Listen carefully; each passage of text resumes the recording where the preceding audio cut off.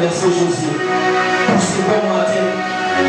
Dans un moment où avec la mission du top, moment d'effacement, moment d'accomplissement, on va vous élever, on va dire merci. Merci Jésus pour qu'il nous semble mon live. Il a dit à Daniel, ta prière était sur les premiers jours. Et ça, ça veut que nous sommes mon live pour aller là et que nous parlons là. On nous sommes ici au salut. Il y a de cela 6 ans, je faisais. Moi, on a vu à mon père, il y a Punga. Il y a des cigares. Il y a des cigares. Les gens qui ont beaucoup. On a ma prière, on a vu que les gens qui ont battu là. Sauf que les cigares, ils ont battu là. Au miso na yo nde mona partout. Miso to éviter. Toluka tolela. Tokansaka kala mwana après Judith. Au ser Judith au centre la nae. O ayesi manae. Ya mobile. Abunga kana mutuka. Mais lelo bonne nouvelle est pas mwana na Pacifique. Autu bango. Adoba e amonaki mwana wana kama nzamba zalokuni o nzamba yoti kolela malgré l'accident na nzela tozomona bachauffeur ntango batutenge mituka oswakate maboko makolo donc nayebisi yanga nzambe ntango nakomi nazongemisi nzambe azwa lokumu deuxièmement ntango batokende tokomi na recourant bayebisi ngai ozela biso na recourant nazalaki na mwana ntango totelemi wana nabwaki biso pike bamoto nazotambatama nabwaki biso namoni oncle na biso témoignage okomisa namoni ye ntango namoni mokuteme betenga profe betaki pa makasi wana kobioliki nabi mpe mwana tika mwana eza te po prince na bituku ebele natali ka kompagnie jenga na bino oluka noko na biso wana noko na biso bakei biso mpe tokelana na nsima tokei tokomi ti na matali nayebisi yaya namoni enoko bioliki yaya lobi nga namona noko bioliki une fois mais botoyebisa mama na kotuna toni asala runa garçon tovanda na kote moko ntango bakema ntanga te toyebi garçon moko bioliki abi ayambi bioliki aza na libre moko elongwa boye afandaka na lokala okakoma na mwasi na mwana moko abi wana oncle na biso akunga kala tolukaka ye abi azali ntango ntango mpe nazonga botukuta na bachauffeur moko wana natelemi nakiti na kutu banake kuna chauffeur moko alobi bioliki azali nga nabukisaki telefone banimero na bango eza sote mais zwa nimero nanga soko okomi kuna na ndako bongo kotenganga na kolakisa kuna place azalaka antuka nasepelaki makasi po ebele bakenda bazonga te noko na biso lokola aza bonne santé nga moko namonaki ya bonne santé nyonso eza bien yango napesi nzambe wana merci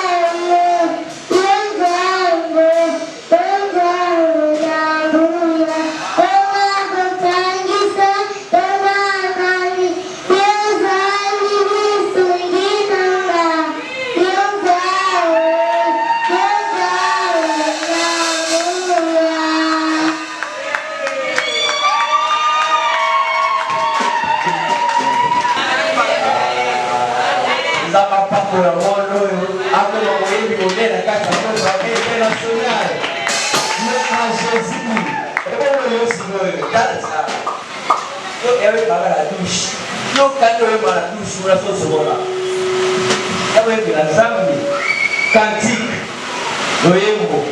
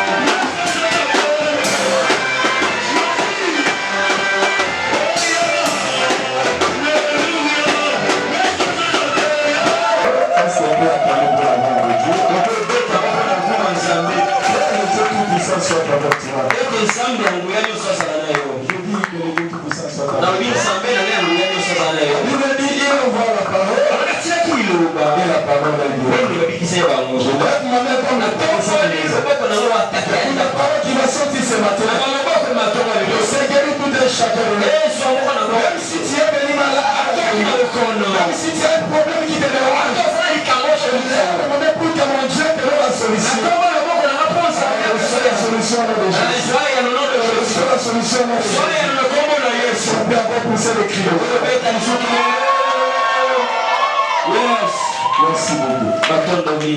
Restez toujours bénis.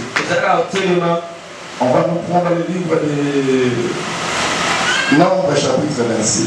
Mama, Biblia na Mutango, Nombre chapitre 27, le verset 1er, tu me lis seulement les premiers. Ok. Nombre chapitre 27, le verset 1er. Nous lisons au nom de Jésus. Les fils de Télopchad, fils de Épher, fils de Galad, fils de Maki, fils de Manassé, fils de famille de Manassé, fils de Joseph, et dont les noms étaient Machla, Noah, Ogla, Mika et Tirshta, s'approchèrent et se présentèrent devant Moïse. S'approchèrent et se présentèrent devant Moïse. Devant les sacrificateurs Éléazar. Et devant les princes et toute l'assemblée. À l'entrée de la tente d'assignation. Elles dirent: notre père est mort dans le désert. Il n'était pas au milieu de l'assemblée de ceux de l'assemblée décorée. Mais il est mort pour son péché et il n'avait point de fils. Pourquoi le nom de notre père serait-il réchangé du milieu de sa famille? Parce qu'il n'avait point de fils. Donne-nous une possession parmi les frères de notre père. Moïse porta la cause devant l'Éternel. Et l'Éternel dit à Moïse: les fils de Télopchad ont raison. Tu leur donneras en héritage une possession parmi les frères de leur père. Et c'est à elle que tu feras passer l'héritage de leur père. Tu parleras aux enfants d'Israël et tu diras: lorsqu'un homme mourra sans laisser de fils, vous ferez passer son héritage à sa fille. Est-ce qu'on peut l'acclamer pour la gloire? Yes.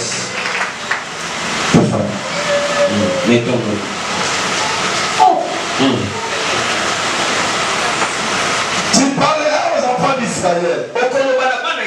Tu diras: lorsqu'un homme mourra sans laisser le fils, vous ferez passer son héritage à sa fille.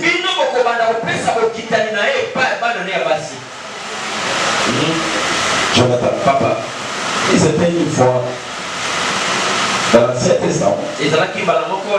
Si quelqu'un a ce bien, a ce fortune, s'il meurt, s'il y avait le fils, cet héritage doit passer chez le fils. Okay. Mais s'il n'avait pas de fils, il a seulement de filles. Leur fille n'a pas le droit d'hériter. Elle ne bénéficie pas. Alléluia. Amen. Et c'était ça. Et c'est là qui bombe. Et c'est une loi qui était demeurée ainsi. Et c'est là qui bombe. Personne ne pouvait modifier cette loi. Que tout le monde qui doit mourir, qui n'a pas laissé le fils, il n'a pas le fils. Il a donné seulement naissance à une femme. Le fils ne peut même se présenter. On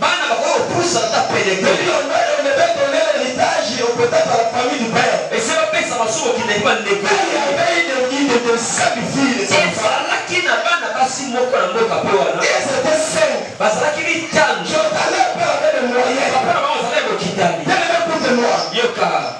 Ton chef est béni quelqu'un. Tant on s'appelle pas pour la mort. Elle met cette bénédiction. Du corps de lui non. Mais t'es pas parce que je suis une femme. Et t'as la pour la parce que je suis un homme. Pour la salle de bain. Je lui ai fait la grâce à qui veut. Sans passer en de l'homme autour à l'église. C'est une seule chose. C'est le kamoko. Il ose la est déterminé, ose la tinga. La détermination. Et tinga. La détermination. Et tinga. La détermination. Yes.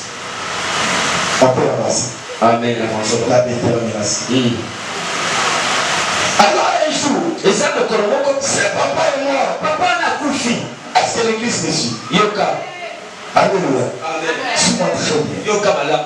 Ces jours-là, le papa est mort. Papa n'a pas couché. Il n'avait pas de fils. Il y a bon temps qu'il m'a envoyé. Il avait seulement des filles. Alors les filles se sont levées. Ils ont regardé le billet. Il dit, c'est que papa l'a dit. Comment je ne peux pas la passer comme ça la ligne. Et c'est familial. C'est pour ça à la famille. Il faut faire l'effort d'être unis. Bien aimé, l'unité, c'est l'unité. Alors il fait toujours l'effort de diviser les choses. Bien aimé, même pas la séparation à la fin. Même dans l'église, il n'est pas la séparation. Même là où tu vois, même pas la séparation. Parce qu'à partir de cette séparation, c'est là que l'ennemi profite. Les 5 filles se sont mis non. S'ils étaient séparés, ils ne pouvaient pas être ensemble. Ils étaient ensemble. Ils se sont complotés. Ils ont dit ceci. Moi aujourd'hui, notre père est mort. Mais il n'a pas laissé l'héritage. Mais on n'a pas de frères. Qui pouvaient hériter. Après nous sommes les filles. On pouvait s'élever. Et aller dire à Moïse, l'héritage de notre père.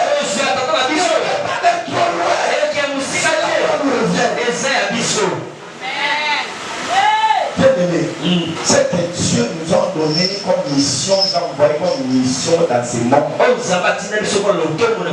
Le bénéfice. Dieu t'a envoyé pour se faire mal. Tu vas te faire mal. Dieu t'a envoyé pour gagner la vie. Il dit il n'est pas bon que tu sois seul. Il ajoute encore. Bien aimé, je souhaite que tu prospères à 12 égards. Que soyez à bonne santé. Tu es toujours malade. Il y a des familles. Il y a des familles. Il y a des réclamations. Personne ne peut pas se marier. Personne ne peut pas aller de loin.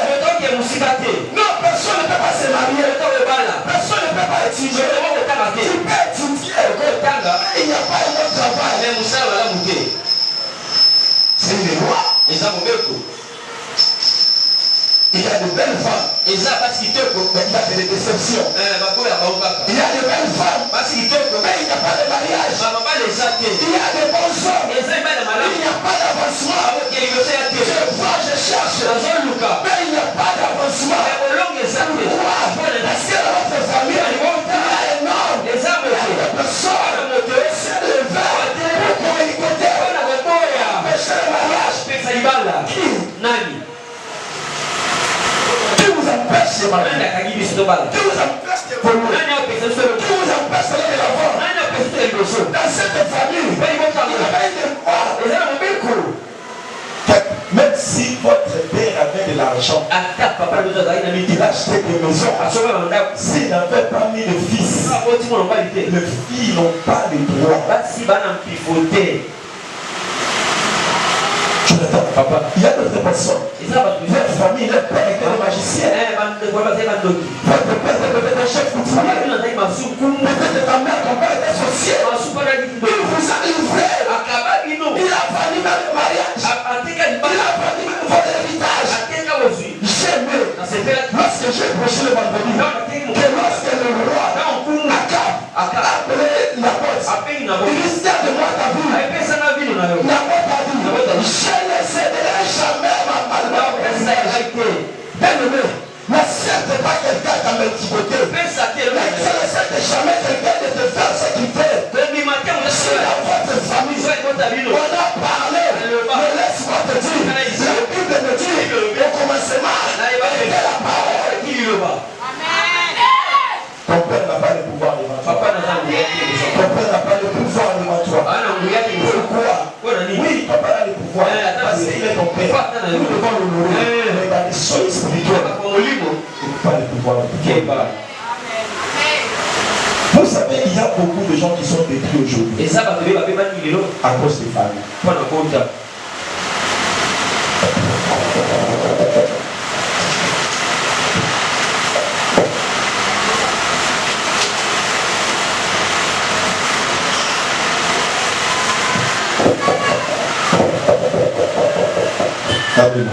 Amen. Il y a des pères qui sont ici, qui souffrent aujourd'hui. Parce que dans leur famille, on a mis la vie de loi. C'est pour cela qu'on a pris Daniel. On a jeté le feu sur lui. Dans le livre de Nésis là. Lorsque le roi est venu pour sauver Daniel, la Bible dit, les gens se sont présentés pour lui. En le disant, roi, nous savons que tu es roi. Mais la loi de Mède et de Perse interdit et perquis. C'est pour ça que tu veux te faire marier. Le mari a tenu les paroles. Tu veux seulement faire des grands pas. La loi c'est leur. Attention. Ici, personne n'est pas si faire. Si tu veux chercher l'argent, tu veux acheter une maison, la loi s'impose. Pourquoi tu continues toujours à vivre dans cette loi? Dans les Romains chapitre 8, verset 1er.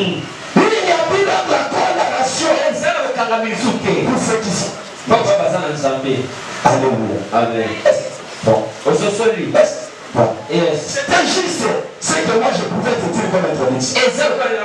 Alors qu'est-ce qui s'est passé? Bien aimé, ces filles se sont dit. Il dit non. Malgré notre père, il n'a pas mis au monde de tentation. Il a mis seulement les filles. Si on se met d'accord, si on prie, notre Dieu est capable de boycotter cette loi. Bien aimé, je dis à quelqu'un, la prière que tu vas faire ce matin a la capacité de boycotter la loi de ta famille. Est-ce que je dis à quelqu'un, la loi que tu vas la loi à la réclamation, la réclamation, le Dieu que tu sers, qui change la malédiction, ne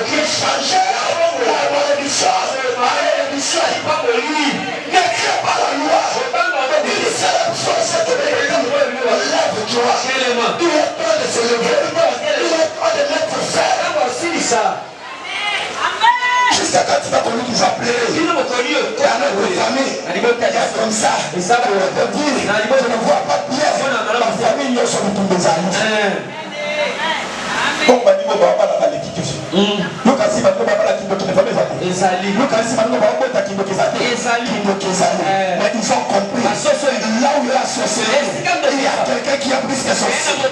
Il s'appelle Jésus. Il s'appelle Jésus. Il s'appelle Jésus. Le Saint-Fils se sont dit non. Il a fait cette loi. C'est Moïse. Ils sont allés chez Moïse. Il dit Moïse, nous savons votre loi a été écrite ici. Nous sommes venus te dire Bisso, à la base, tu veux courir Bissayo. Yebisa Moutouat, tu veux courir sur la Marouana. Yebisa, que Bisso, tu ne concèdes jamais héritage à Tata Bisso. C'est que la bête à Bisso, tu as la droit. Ah, je vais t'apprendre. Surtout que tu papa papa moi n'a se révolter à s'imposer n'a besoin de tata na ye et bon mon zam il y a l'équipe tata na ye pour empêcher le bas je te classe ma fille là où on vous a empêché mon Dieu est capable de te faire avancer mon Dieu est capable de te faire marier mon Dieu est capable de te prendre ce que la Bible dit la famille wana alokota kaka bato bazanga ti sobangani c'est pourquoi vous craignez sobangani mobile et que pas c'est lui qui est à toi est plus fort que le magicien est plus fort que la loi de la famille. Avant que la loi tienne, il y a quelqu'un qui est déjà né la sixième loi. Alors il n'est pas bon que l'homme soit ceux qui nous battent de l'Ukraine n'a pas marié. Par la base, habité. Papa n'a dit ça pour finir. Bonjour, quel est le côté de souci? Oh, il y a dit quel est le côté de souci. Et mon petit là. Moïse a voulu faire douter. Moïse a dit ça le voilà. Barnabas va se poser. Ils se sont déposés. Ce sont des posés. Il dit aujourd'hui. Il dit non. Moïse a dit non. De cette affaire. Il me concerne. Il est parti. Papa.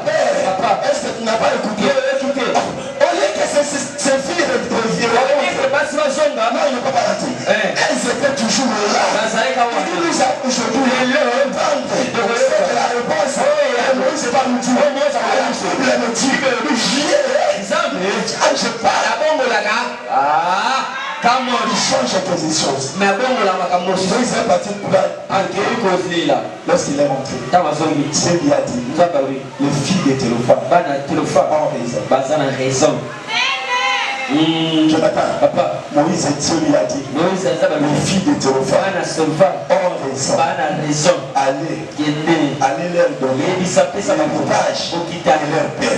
Je dis à quelqu'un, dans votre famille, tu as raison de te marier. Tu as raison d'aller à l'enfant. La femme a raison de réussir la vie. Les enfants ont raison de se marier. Quel est le ventre là que Dieu t'a dit? C'est pour concevoir les enfants. Tu as raison de mettre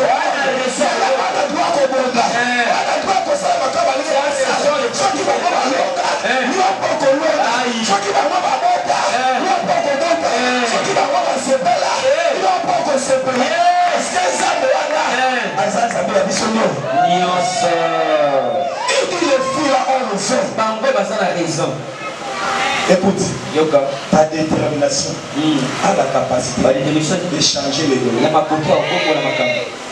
Pourquoi tu es muet? Pourquoi tu es calme? Bien-aimé, les choses ne marchent pas. Tu es la calme. Tu vois que rien ne marche. Tu es la calme. Dans notre famille, c'est comme ça. Même si on commence, on finira toujours ici. Moi, je suis de race. Ceux qui espèrent en Dieu. Car celui qui espère en Dieu n'échoue. Ces jours-là, nos filles-là ont dit, nous allons rentrer avec l'héritage. Notre père là s'est chassé. Dieu n'a pas donné le courage. Dieu n'a pas donné le pouvoir pour faire tout dans ce pays. Pour faire tout dans le monde. Il faut nous voyager. Même dans nos complications, ça va libérer le voyage. Ça va pas de la voyage. Ça va pas de la voyage.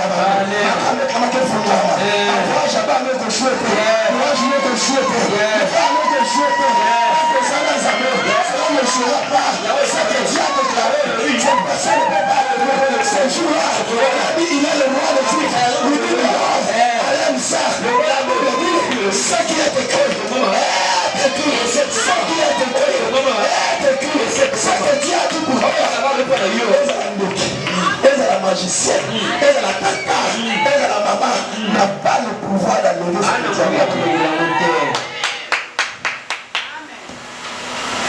que Jean 7, c'est quoi? Jésus. Un arbre a de l'espérance. Quand on le coupe, il repousse. Il produit encore des rejetons. Un arbre a de l'espérance. Quand on le coupe, il repousse. Il produit encore des rejetons. Merci.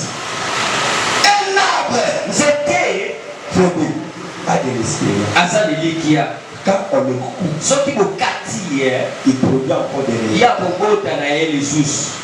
Tu m'attends, papa. Nous sommes des races. Même si on nous quitte, même si on nous écarte, même si on nous malmène, même si on nous malmène, même si on nous libère, même si on nous prive, mais comme nous avons l'espoir à notre Dieu, je finirai toujours avec lui. Parce que la Bible dit, ils te feront la guerre, mais ils ne te vaincront pas. Il y a besoin de la soit toujours ça, vous serez dans votre passé. Mais à la soit toujours bloqué, on pousse à toujours libérer. Il y a Tabakati, Atabosa Moussayo, Atabosa Communier, petit Ganzam de Dieu. L'illumination, je vais changer l'élévation. Est-ce que je dis à quelqu'un, pourquoi? Parce qu'un arbre a de l'expérience, même si le pouvoir, il repousse. Moi, je suis dans là, mais là, on m'attend.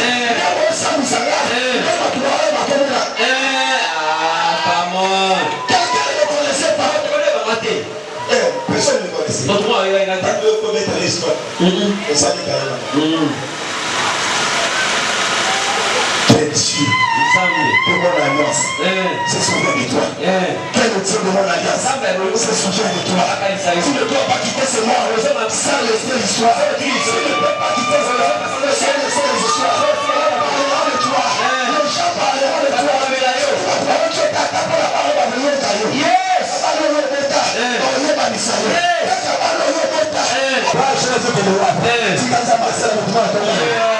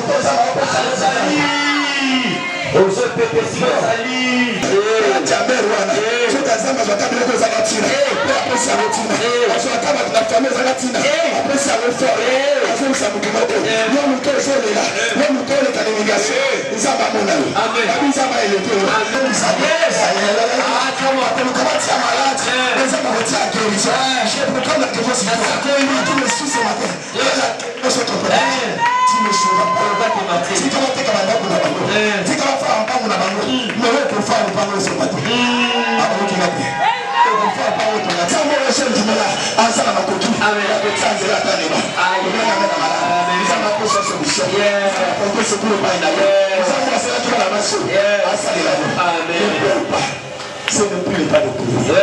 Ce n'est plus l'état de prière. Laissez le temps de s'élever. Il est temps de s'élever. Jonathan.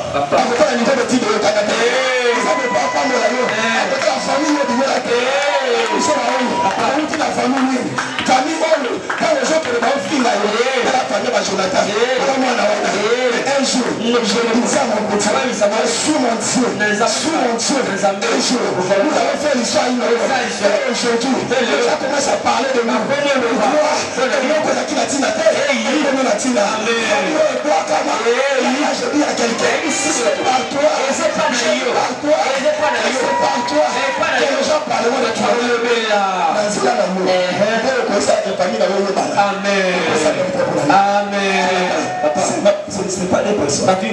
Ce n'est pas trois personnes. Attends, ça ministre. Qui ministre là, ils ont peut-être aïe Makamosala. Mais oh, le quoi dans ça, il n'y a plus la conversion. Il n'a pas échoué. Alors, il m'a dit, la Nanzan, avec sa masse. Approximation. La façon, là, il s'est mort. Parce que tu n'as pas mourir là. Oh, on peut pas te voir ça. Amen. On peut pas te voir ça. Amen. On peut pas te mourir là. Amen. On va la casa ma posséder. Amen. On va la casa ma posséder. Amen. On va la casa ma mona. Amen. On va la casa ma posséder. Amen. On va la casa ma stabiliser. Amen. On va la casa ma si qu'on se les appelle, ça va tirer attention. Amen. Amen. Et là, Vous avez un élite. Vous étiez. Il y a des élites qui même si tu me coupes. à Tokati. On va le voir à Kati. Ça c'est notre terre. Jamais. Habité. Il y a Nati. Bon, mais c'est ça d'abord. Des années. Yes. Yaya. Tant que l'on a profité. Tant que les soins a profité. C'est que vous l'avez gâté. Donc on a posé par vous l'avez gâté. C'est que vous l'avez gâté. Ça m'a lobby. Christ à moi. C'est l'espace de la gloire. Et ça m'a lobby. Après papa ici j'ai vu. C'est le plus moi qui vous. Mais c'est Christ qui vous. Nanda kunanga Yesu na fadaka. Adiba nanga Yesu na fadaka. Nanda kunanga Yesu na fadaka. Nanda nanga Yesu na fadaka. Ya mami bosa simbanga. Mbomana nuya Yesu. Soke bomire. Simbanga nandinga. Nikolo ya komonanga. Makisa okoyelome. Nana lengi saka. Hasina kobanga te. Nazaraka nanzame. C'est parce que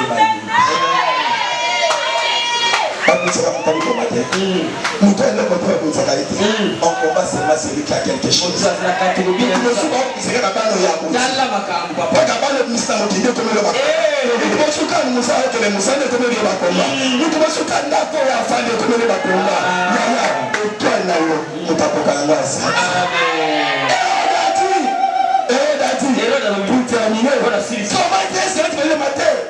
Le matin, il dit oui. Nous avons vu. Le monde est mon zoto. Qu'est-ce qu'il dit cette étoile? Nom de Jésus. Un autre roi. Quel signe? Il dit non, vous avez vu. D'ailleurs, à cause de toi, les obéissent à battre. À cause de toi, tu pas ni à cause de nous, mais pour battre le courant. À bien pas que le botana, nous avons un ébattu. Nous devons passer pour l'aïe. D'ailleurs, nous avons le toit de la salle. Enfin, comment qui nous avons le la salle. Nous avons le salle. Nous avons Isaïe. Si tu vas t'engager, nous avons la fourre. Si tu vas te faire mater, il a dit qu'à ça va évoluer. Mais je pense que nous avons la choquée souki. Nous avons la prière souki. Ça va t'attaquer à la table. Il a dit qu'à ça va t'attaquer à la haute du sol. Nous pas ça. Asali papa. Ça va nous solution. Amen. La vie ça va nous solution. Amen. Bakokamo. Ikako sali ndengeni. Mama de ba kusoni ndengeni. Mama bita ndengeni. Mama la ndengeni. Est-ce que mami ile kana kipeta o? Akomi la lemba ndengeni. Zamu ya mototaka. Zamu ya pesa kasasa. Azana matokeo ya pesa sasa. Amen. Ndio la zamu. Pesa sasa na vina yo. Na biza pesa sasa na vina. Amen. Moko zanga tina. Mosho baseka. Ndakobala. Tunakuwa kutuna. Ili bala ndumba. Itaweza hata bone pesa arofe. Amen. Le Dieu qui m'a ressuscité. C'est que ça vous. Wa famille. Et au Canada. Amen. Wa au Canada. Et au Simba. Amen. Papa peut toi après ça il a qu'à. Ani makate. Bien la partie. Chrétien. Fidèles.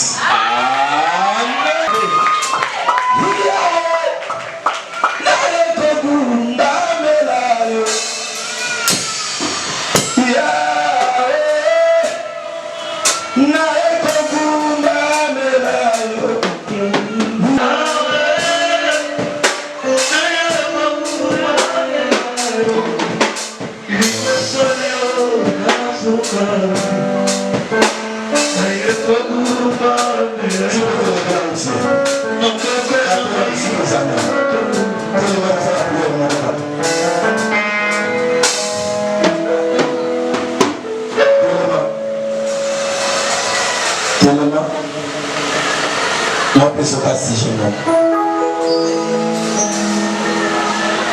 Bien, non, tu souhaites à maman. On a pas su, on a traité maman au bec. Mais je suis pas prêt à manger, c'est contre la missa. Mais je suis pas prêt à manger, c'est pour là. Là, il y a un peu de là, on peut se casser chez moi. Là, on peut se la on se met à maman. On se fait ça. Le père de l'ours, pour la fille de la famille, la mission. Naïeba, la zone de la mort, le zone de la mort de la loi, la zone de la mort de la loi, le zone de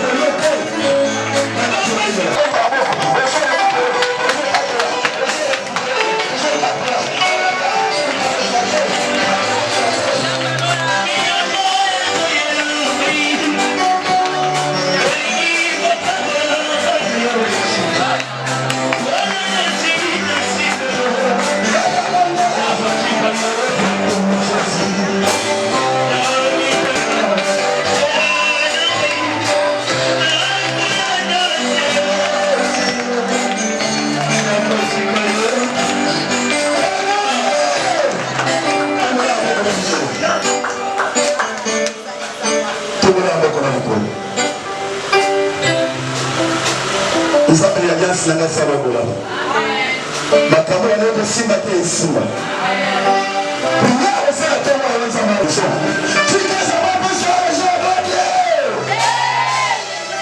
nani nimesema mama wa faruza nani nimesema msala familia yao za makosozo choki bango baleta tena sebeleke na tonga leo zama répondre pour ça mitema yao alors quelque soit l'activité de l'amour ils seront finis toujours apparaître.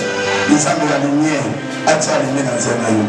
Ils ont la cakazela dans les maillots. En passant là, en fait, que nous devons demander tout ça. Parce que c'est nous la résurrection, nous le chemin, la vérité et l'amour. Que la grâce et la faveur soient avec toi. Dans le nom de Jésus-Christ, nous t'avons prié. Amen.